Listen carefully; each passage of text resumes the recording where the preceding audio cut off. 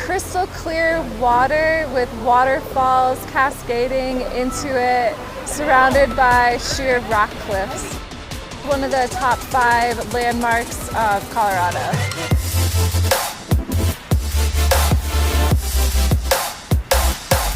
We are kicking off work that'll be taking place over the next several months to reconstruct key parts of the trail. In 2020, there was the Grizzly Creek fire, and then 2021 was followed by lots of flooding, and so the trail was totally destroyed, and we're here today to reconstruct it. The trail has 7 bridges on it.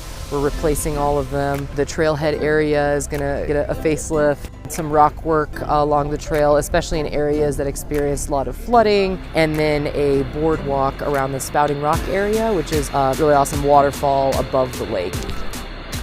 Our goal here is to make a sustainable trail that visitors can enjoy for the next 100 years.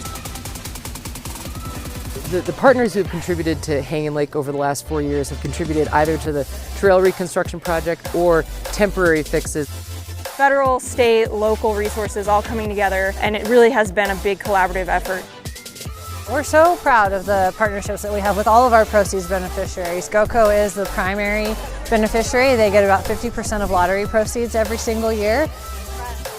Colorado Parks and Wildlife, through the State Trails Program, funded a $250,000 grant, which is as large of a grant that we give out for non-motorized trails.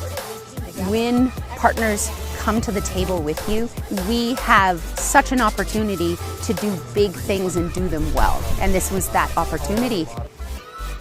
It's just been amazing how we've all been able to come together and make this happen. We're very proud to be able to partner with Forest Service and the NFF on this and get this trail rebuilt.